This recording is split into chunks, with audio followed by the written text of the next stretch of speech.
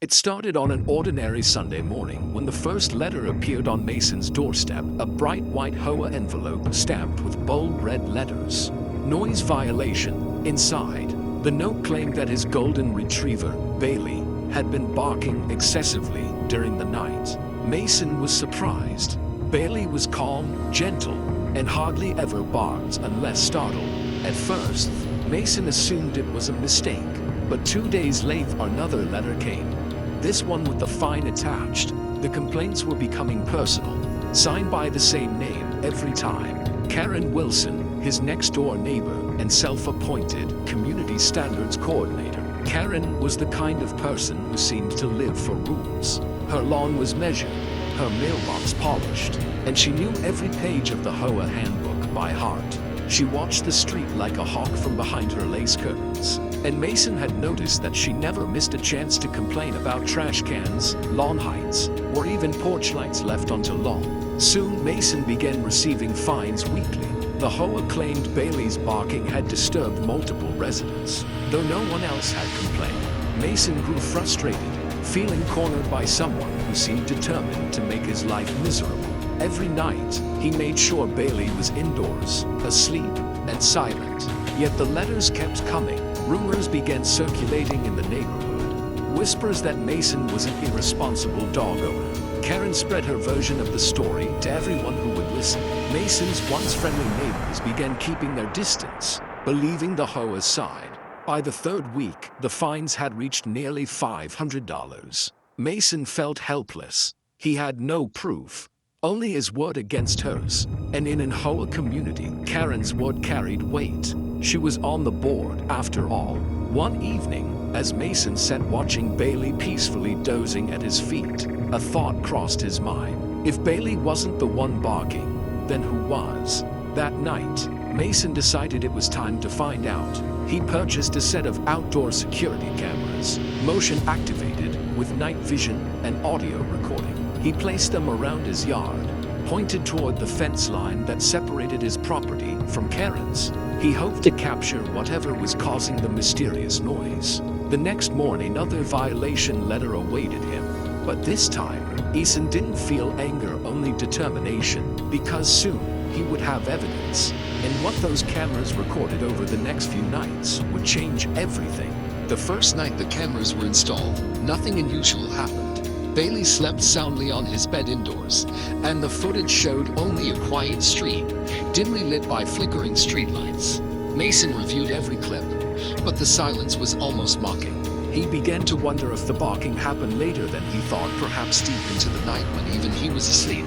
So, he left the cameras running for the next several nights, determined to capture something. On the third night, just after 2 a.m., the motion sensors activated. The video showed shadows moving near the shared fence line, not from his yard, but from Karen's. Then came the unmistakable sound. A deep, sharp bark echoed through the darkness, not from Bailey, but from a larger dog. The camera picked up multiple bursts of barking, loud and angry, coming from Karen's backyard. Her dog, a big German shepherd named Duke, was pacing furiously behind the fence. The barking went on for nearly 20 minutes before finally stopping. The next morning, Mason checked his mailbox. Another letter, another fine. The report claimed that Bailey's barking between 2 o'clock and 2:30 a.m. had disturbed several residents. The timestamp was exactly the same as the recording from Karen's yard. Mason's frustration turned to disbelief, and then to satisfaction. He finally had proof, but instead of confronting Karen immediately, he decided to collect more. Over the next few nights, the same pattern repeated. Around 1:45 to 2:30 a.m., Duke barked relentlessly at shadows, cars, even the wind. And like clockwork, a new complaint appeared the next day, blaming Bailey. By the end of the week, Mason had gathered hours of footage, clear audio, and video of Duke barking, with Bailey silently sleeping inside every time. The evidence was airtight. He knew this was bigger than just a neighborly spat. This was deliberate harassment. But Karen wasn't done. That weekend, she approached the HOA board and demanded a hearing to escalate the fines, claiming Mason was ignoring warnings. Flyers even went up on the community bulletin board titled "Noise Disturbance Ongoing." Mason didn't respond. Instead, he spent the weekend compiling his footage into a neatly organized folder, complete with timestamps and side-by-side camera views. He labeled it Evidence, Noise Complaints, Actual Source. As the date for the HOA hearing approached, Mason felt something shift inside him. He wasn't just defending himself anymore, he was exposing a lie. When the hearing day arrived, Karen walked into the room confident and smug. Mason followed, calm and quiet, carrying a small USB drive. And as he plugged it in to play the first clip, Karen's confident smile began to fade. The HOA meeting room was small, lined with folding chairs and old photographs of the neighborhood. The board members sat in a half circle, papers neatly stacked in front of them. At the center sat the president, a man who looked weary from years of complaints and neighbor feuds. Karen, as always, arrived early, holding a binder overflowing with documents, her evidence against Mason. Mason entered quietly, laptop bag slung over his shoulder, followed by a few curious residents who had heard rumors about the confrontation. Karen sat upright, eyes sharp with confidence, convinced she would win yet another petty battle. The meeting began with formalities, then turned to the main issue: noise disturbances and repeated HOA violations. Karen eagerly took the floor, recounting her supposed sleepless nights and describing Mason's dog as uncontrolled. She read complaint after complaint, each stamped and logged, each claiming the same time of night. Her words dripped with certainty, and several board members nodded politely, accustomed to her forceful tone. When she finished, she leaned back, satisfied. The room was quiet until Mason stood.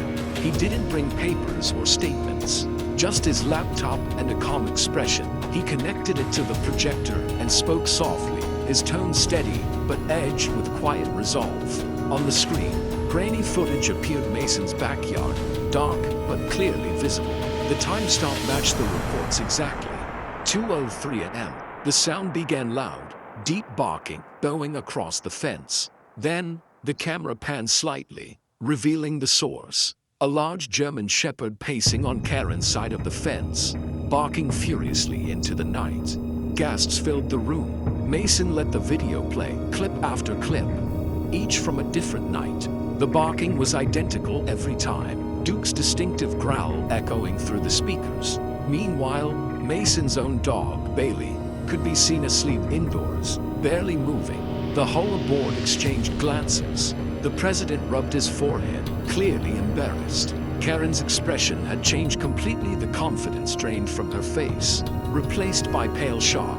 Her hands trembled slightly as she tried to speak, but no words came out. Mason presented timestamps, audio logs, and even neighborhood decibel readings. His evidence was overwhelming. The board asked Karen if she had any explanation. She muttered something about technical manipulation, but her voice wavered. No one believed her.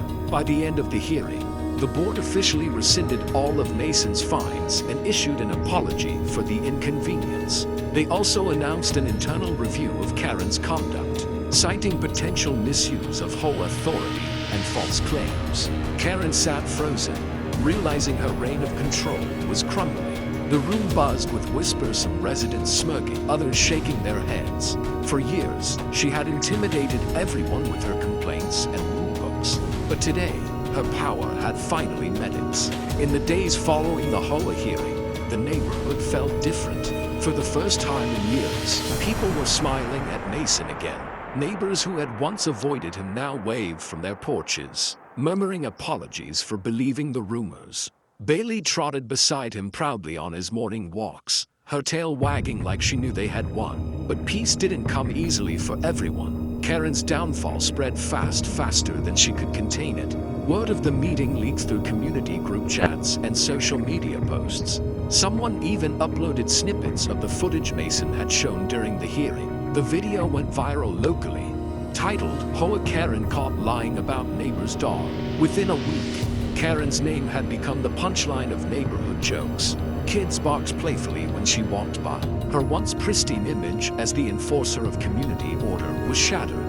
The HOA board quietly removed her from her community coordinator position, citing ethical violations and harassment. But Karen didn't take the humiliation lightly. She doubled down, sending passive-aggressive letters to the board, accusing them of bias. She claimed Mason had manipulated the videos and even tried filing a small claim suit to recover her emotional damages. It went nowhere. The footage was clear, and the court dismissed it without hesitation. Meanwhile, Mason stayed calm. He didn't respond to her antics. Instead, he used his experience to help his neighbors push for a change, a complete revision of HOA policies. The new rules limited the board's power to fine residents without verified evidence. Complaints now required proof, not personal grudges. It was a quiet revolution, one that made the neighborhood fairer and freer. Karen's house grew darker over time. Her once perfect lawn started to brown. Her porch light stayed off, and the blinds remained closed. She stopped attending HOA meetings altogether. Duke, her barking dog, was rarely seen, perhaps a silent witness to his owner's humiliation. Mason, on the other hand, moved on peacefully. Bailey enjoyed long naps under the sun, the yard filled with laughter from visiting friends. What had started as a battle over noise became something bigger, a victory for reason over control, truth over manipulation. One evening, as the sun dipped below the rooftops, Mason watched the lights flicker across the neighborhood. The air was calm, the night quiet, not a single bark in the distance. For the first time in months, everything felt right. And though he never said it aloud, Mason knew that some fights aren't won through shouting or anger, but through patience, proof, and quiet persistence. As he closed his gate and looked at Bailey curled on the porch, he smiled. The neighborhood had found peace again, and Karen had finally learned that sometimes the loudest bark comes from the truth.